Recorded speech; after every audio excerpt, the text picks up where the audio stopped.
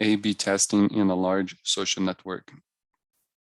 So here I'm going to go over the study from Xu and others, 2015, where they explore A/B testing in the LinkedIn farm. So the authors know that deployment and mining of experiments in practice and at scale is complex and challenging. I think that's good to note. The potential over 400 concurrent experiments running per day, 400 experiments running per day. So because these are easily automated and there's so many features to be changed and so many thousands and millions of people using these platforms like a LinkedIn, they can be running 400 concurrent experiments per day. So this is why when you go to a website, you may not be seeing the same thing that other people are seeing and so on, because everybody's is being a guinea pig in an experiment.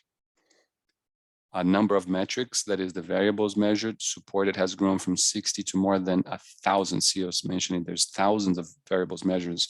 Usually in the examples we say just a few, but there are thousands. Once again, this is from this context of the LinkedIn from this paper.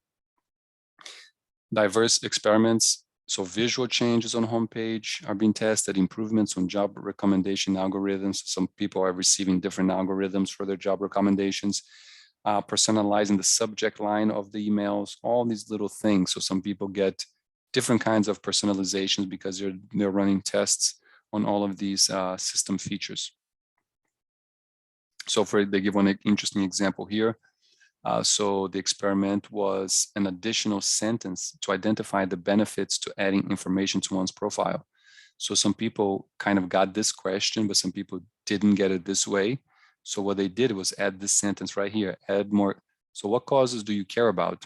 So they had asked everybody this, or the control group, they asked this in control group, but then in the treatment group, they added one change, add more color to your professional identity by showing what you care about. And they compared the two groups, and results from the experiment show a 14% increase in profile edits on volunteer experience for the people that had this sentence here. So I guess I kind of concluded that people engaged more when this question appeared rather than not. So, and that was good for them because they wanted people to, that's what they were looking for. There was another study here, also from LinkedIn. So an experiment to check the impact of reducing the number of payment checkout pages with an added frequently asked questions. So I think this is the one, this is the treatment one, the final one that they had, the final visual. So but I don't think they provided a control one. But the experiment showed an increase of millions of dollars in annualized bookings, about 30% reduction in refund orders and over 10% lift in free trial orders. So when there's a lot of money at stake, you're dealing with something like LinkedIn, which involves thousands and thousands of people, maybe even millions of people. These things matter, and there's a lot involved in it. So 30% reduction is pretty big, and when things change by 10%, that can be very considerable. And it's kind of interesting. This paper, they're talking about actually a platform that they developed, XLNT. So it's kind of like excellent to track all of their experiments. There are hundreds of experiments they're running concurrently. So you can see here on this platform that they developed, they have just kind of information, kind of a dashboard information of their studies and homepage page views. So maybe for one treatment or one group or A or B groups, they're counting the page views, the group page views or error page views, and so on. Let's discuss now some challenges in A/B testing. So I will talk about these challenges in two dimensions: organizational level and individual and social level. At the organizational level, controlled experiments may be costly. So it's easier for larger companies to employ them, but for smaller businesses and organizations, it may be a whole new set of systems and personnel, which may be too costly to carry out. little effort in theorization of relationships observed. So one of the major goals of scientific experiments is to increase general knowledge of causal mechanisms in the world, this kind of theoretical knowledge. There's generally no such regard in A/B testing. The tests are not published in public journals for others to examine and learn from and add to a literature. So that's not really a concern of A/B testing.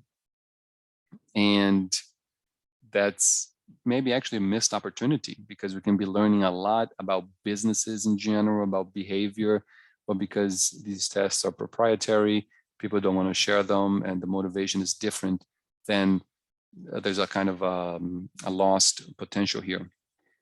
Results may be only valid for specific populations and applications, depending on how the tests are set up.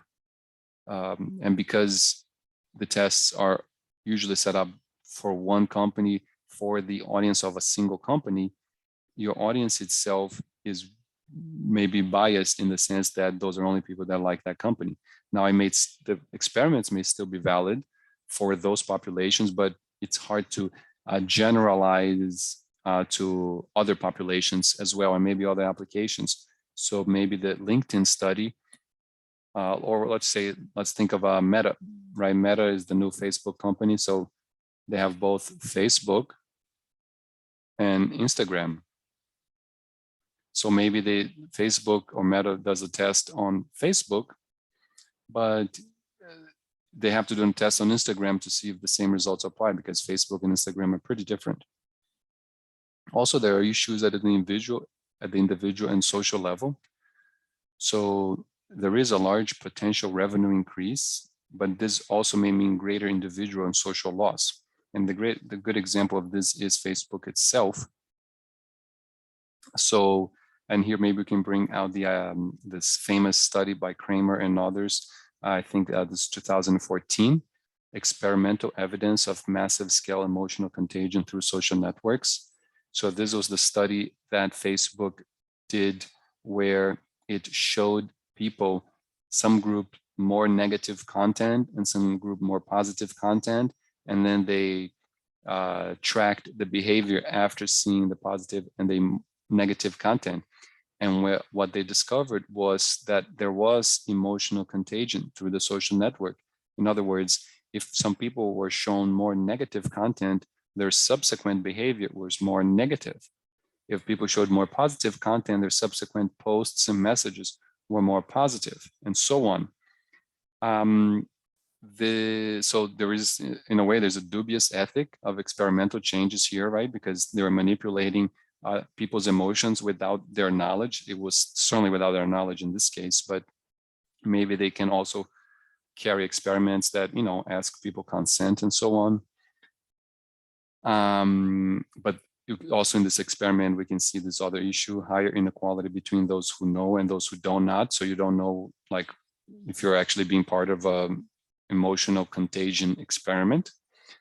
But also, for example, in the case of Facebook, going back to this point here, Facebook is interested in increased time people are on the platforms, right? By making, for example, the notifications red and kind of making different notifications happen. So just having these notifications too that kind of appear and always new ones appearing, because they want people to come back to the platform and people to stay on the platform. And also this may mean revenue increase for them. So this is good for the company, but for the society as a whole, this is awful, because then people are just glued to Facebook and people are just glued to Instagram and their social media. And of course, we're seeing all kinds of issues at a social level from this, the social media use in general, and also these kinds of testing and this kind of asymmetry and information and in control of the applications. So these are some of the challenges in A/B testing, and also some of the potentials for positive use. We concluded here. I'll see you next time.